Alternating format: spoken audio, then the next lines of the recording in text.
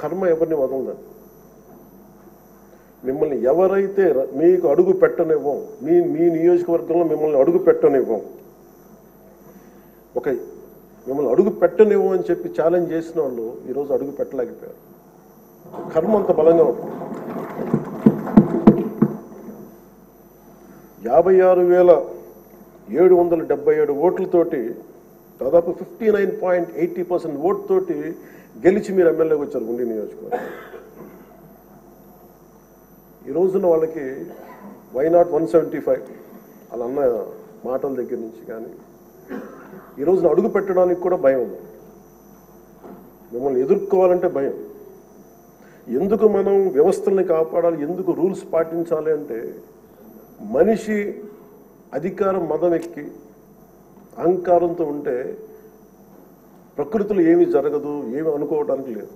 దానికి నిదర్శనమే సభ, దానికి నిదర్శనమే మిమ్మల్ని ఎంత హింసించి మీరు డిప్యూటీ స్పీకర్గా 14 ఏళ్ళు సుదీర్ఘమైన అనుభవం ఉండి ఒక నవ నిర్మాణాన్ని సైబరాబాద్ లాంటి ఒక కొత్త నిర్మాణాన్ని సిటీని నిర్మించిన ఒక అనుభవజ్ఞులు ఆయన ఇబ్బందులు పాలు చేసి జైల్లో పెట్టి నలిపి నాకు చాలా భయం ఉండింది. మిమ్మల్ని అరెస్ట్ చేసినప్పుడు మీరు ఎట్లా వస్తారో బయటకు అంత భయం ఎలా ఉండిందో గౌరవ ముఖ్యమంత్రి గారిని ఆ రోజున అరెస్ట్ చేసినప్పుడు నాకు చాలా ఆవేదన ఉండింది. ఏం జరుగుతుందో లోపల, ఏం చేస్తారు? ఒక ఎంపీగా మిమ్మల్ని ఇలా చేయగలిగినప్పుడు ఆయన్ని కూర్చోబెట్టి రాష్ట్రంలో ఏమేం చేస్తారన్నది నిజంగా ఆవేదనది ఆ రోజు తగులుకు నాకు అనిపించింది. ఈ రోజున అందరం బయటకు వచ్చి నిలబడ్డాం. దేనికి? ఇది ఒక చంద్రబాబు గారి కోసం, మీకోసం కదా, ప్రజాస్వామ్యాన్ని నిలబెట్టాలని. ప్రజాస్వామ్యం it should be eternal vigilance. మనకి ఎటర్నల్ అంటే నిరంతర పహారా లేకపోతే మనకి సరిహద్దుల్లో దేశం మన హద్దుల్ని ఎలా కాపాడుకుని నిరంతర పహారా అవసరము. ప్రజాస్వామ్యాన్ని కాపాడుకోవడానికి నిరంతర పహారా అవసరం. అందుకని మేమందరం eternal vigilance is essential for democracy. మేమందరం బయటకు వచ్చి ప్రజాస్వామ్యాన్ని కాపాడుకోవడానికి మనందరం పడ్డ తపన ఈ రోజున ఈ సభ నిలువెత్తు నిదర్శనం. ఈరోజు మీరు ఖచ్చితంగా మీరు సభా గౌరవాన్ని నిలబెట్టాలని మనస్ఫూర్తి. మీ విట్టు కోల్పోకండి, మీ సెన్స్ ఆఫ్ హ్యూమర్ కోల్పోకండి. ఎందుకంటే మీరుంటేనే లైవ్లీగా ఉండి, మీరుంటే ఎన్ని నవ్వులు పువ్వులు ఉన్నాయి చూడండి. ఆనందాన్ని తీయకండి. అట్ ద సేమ్ టైం మేము కోరుకునేది కూడా ఆ ప్రజాస్వామ్యం తాలూకా విలువల్ని, ఆ భాషని కాపాడు. సభల్లో భాష దిగజారిపోతే అది రోడ్ల మీదకి వెళ్ళిపోతుంది ఈరోజు. అంటే ఎవరు ఏం మాట్లాడుతున్నారో ఇష్టం వచ్చినట్టు మాట్లాడి బూతులు తిట్టి మేము ఇళ్లలోకి వచ్చి మీ ఇంట్లో మీ ఆడపడుచుని రేపులు చేస్తాం, మీ పిల్లల్ని ఎలా అంటాం. అడ్డగోలు ఈరోజు ఇంతమంది మాట్లాడుతున్నారంటే దానికి చట్టసభల్లో నుంచే ఆ కదలిక మొదలు. ఆ హుందాతనం పోయింది సభలు. తిరిగి మీరు డిప్యూటీ స్పీకర్గా, అయ్యన్న పాత్రుడు గారు స్పీకర్గా ఆ హుందాతనాన్ని మీరు తిరిగి తీసుకురావాలి. 1-2 సందర్భాల్లో మనం వచ్చినప్పుడు ఎవరో ఒక మాట ఏదో అంటే గౌరవ ముఖ్యమంత్రి చంద్రబాబు నాయుడు గారు ప్రత్యేకించి చేయొద్దు, మళ్ళీ ఇంకా అలాంటి కల్చర్ తీసుకురాకండి, అది అయిపోయింది గతం. సో అది మీరు మనస్ఫూర్తిగా దాన్ని పాటించి సభ గౌరవాన్ని నిలబెట్టాలని కోరుకుంటా ఉన్నాను. ఒక విన్నపం అధ్యక్ష స్థానంలో కూర్చున్న మీకు, మీ టెన్యూర్లో అయ్యన్న పాత్రుడు గారు మీ టెన్యూర్లో కరెక్షన్ మొదలవ్వాలంటే భావ ప్రకటన, భావ స్వేచ్ఛ మీద ఇష్టానికి మాట్లాడేస్తూ ఉన్నారు అందరూ. మనకి గౌరవ మంత్రి లోకేష్ గారిని బుద్ధులు తిడతారు. ఏదన్నా అంటే భావ ప్రకటన, భావ స్వేచ్ఛ అంటారు. దీనికేదో ఒక ఫైనల్ కరెక్షన్ ఈ సభలో జరగాలని కోరుకుంటున్నాను.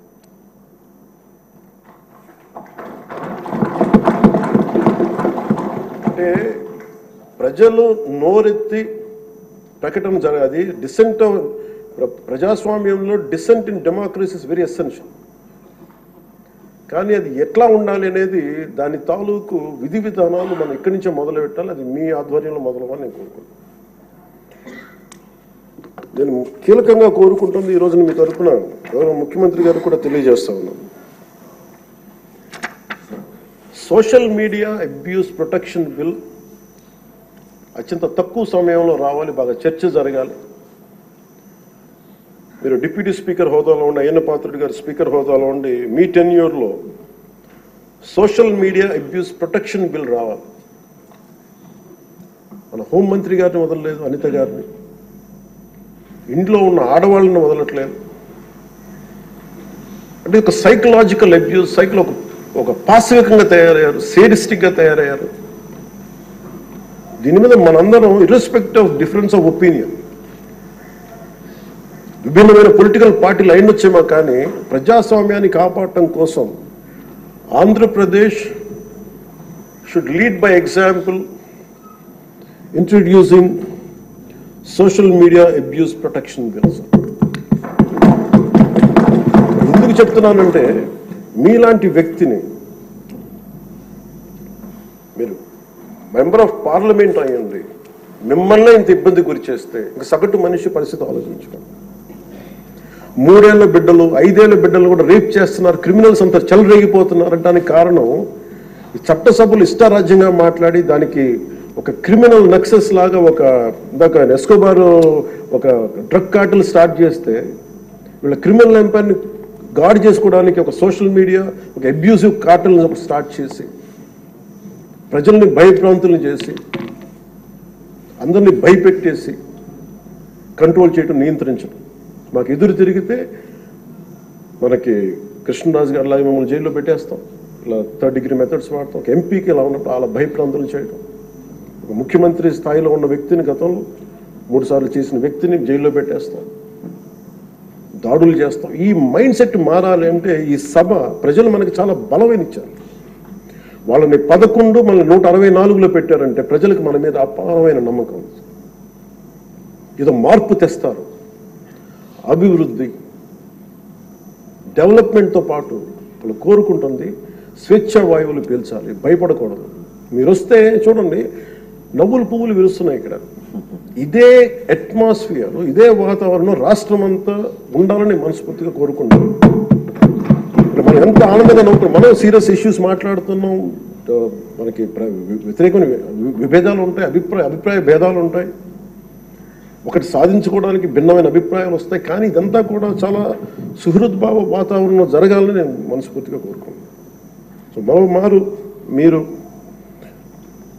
మీరు పడ్డ వేదన, మీరు చేసిన పోరాటం, సినిమాల్లో హీరోలు, నేను కూడా చేస్తాను కాబట్టి చెప్తున్నాను, దెబ్బలకి నటించడం చాలా కష్టం. దెబ్బ పడితే వేరుగా ఉండదు. కానీ మీరు నిజ జీవితంలో దెబ్బలు తిన్నారు.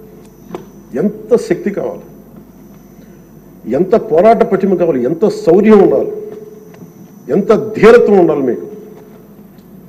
ప్రభుత్వం వస్తో లేదో తెలియదు, మళ్ళీ వాళ్ళే రావచ్చు, కానీ తట్టుకొని మీరు నిలబడ్డారు చూసారా, దానికి మీకు హ్యాట్స్ ఆఫ్ సార్. వండర్ఫుల్. మీరు ఎలా నిలదొక్కున్నారో, మీరు ఎలా ధైర్యంగా ఉన్నారో, అది రాష్ట్రం అందరికీ మమ్మల్ని కోరుకుంటున్నాం. మీది ఏది కోల్పోకండి. మీ సెన్స్ ఆఫ్ హ్యూమర్ మటుకు 80% కోల్పోకండి. మీరు రచ్చబండలో ఒకప్పుడు చేసేది కాదనట్లేదు, కానీ మీ ఎంజాయ్డ్ ఇట్. కానీ మాకు భవిష్యత్తులో మళ్ళీ దాన్ని మీరు టోన్ డౌన్ చేస్తారు, ఎలా చేస్తారో తెలియదు, కానీ మీ సెన్స్ ఆఫ్ హ్యూమర్ కోల్పోకుండా సభని హుందాగా నడిపి తిరిగి విలువలు ప్రతిష్ఠించమని మనస్ఫూర్తిగా కోరుకుంటూ, మీకు మరోమారు మీకు అవకాశాన్ని ఇచ్చిన నారా చంద్రబాబు నాయుడు గారికి, సభ్యులందరికీ కూడా మనస్ఫూర్తిగా ధన్యవాదాలు తెలియజేసుకుంటూ, మీకు శుభం కలగాలి మనస్ఫూర్తిగా నేను